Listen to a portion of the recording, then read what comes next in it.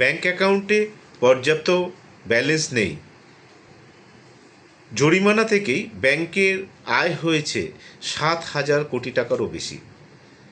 ঠিকই শুনছেন, এ যেন এক খুঁড়োর কল, লোক ঠকানোর যন্ত্র, অবাস্তব, অজানা মানুষ ঠকানোর এক কৌশল, যেটা পরিকল্পনাবিহীন। ব্যাংকের খাতায় ন্যূনতম ব্যালেন্স রাখতে পারেননি গ্রাহক, আর সেই জন্য জরিমানা বাবদ 2025-26 আর্থিক বছরে প্রায় 5,000 কোটি টাকার উপার্জন করেছে বেসরকারি ব্যাংকগুলি।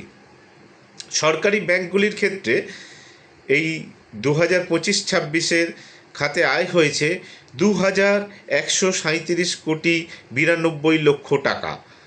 সব মিলিয়ে 7,086 কোটি টাকা ব্যাংক শুধু রোজগার করেছে এই জরিমানা বাবদ, পর্যাপ্ত ব্যালেন্স অ্যাকাউন্টে না থাকার দরুন।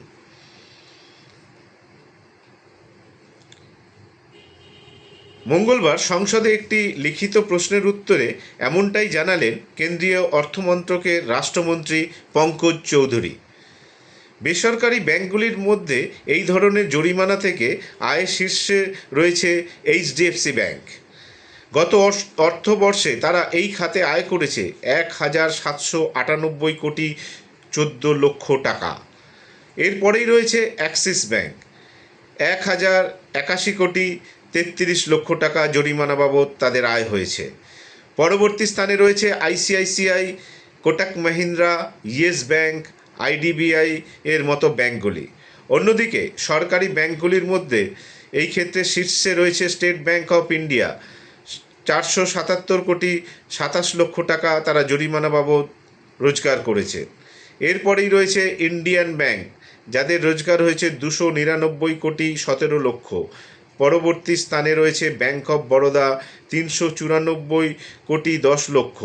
2020 সালেই সেভিংস অ্যাকাউন্টের ওপর থেকে মিনিমাম ব্যালেন্স পেনাল্টি তুলে নিয়েছে এসবিআই, তবে কারেন্ট অ্যাকাউন্ট থেকে এই জরিমানা গ্রহণ চালু রয়েছে। দেশের মোট 12টি সরকারি ব্যাংকের 10টিতেই সেভিংস অ্যাকাউন্টের ন্যূনতম ব্যালেন্স না রাখলে পারলে জরিমানার নিয়ম বাতিল করা হয়েছে। তা সত্ত্বেও কিন্তু এত বিপুল টাকা জরিমানা বাবদ সাধারণ গ্রাহকের থেকে এইভাবেই ব্যাংকগুলি কিন্তু আদায় করে চলেছে। তো ব্যাংকিংয়ের নিয়মে কোনো একটি ব্যাংক সেক্ষেত্রে ছাড় দেবে আর অন্যান্য ব্যাংকগুলো সেগুলোকে পেনাল্টি করবে, এটাও কিন্তু একটি খতিয়ে দেখা উচিত। কারণ পরিস্থিতি বা মানুষের অবচেতন মনে হয়তো তারা এই ব্যালেন্স কতটা টাকার লেনদেন হচ্ছে তারা হয়তো সবসময় খেয়াল করতে পারেন না। তার জন্য ব্যাংকগুলি এইভাবে যে মুনাফা ইনকাম করছে, এটাকে কিন্তু আরবিআইয়ের দেখা উচিত এবং সরলীকরণ বা সমস্ত ব্যাংকের এক নিয়ম, যে দেশে যদি এক ভোট এক বিধানসভা লোকসভা ভোট হতে পারে, তো সেই রকমই সমস্ত ব্যাংকিংয়ের ক্ষেত্রে কেন এক নিয়ম হবে না, এটাকে কিন্তু ভেবে দেখার প্রয়োজন রয়েছে বলে আমরা মনে করি।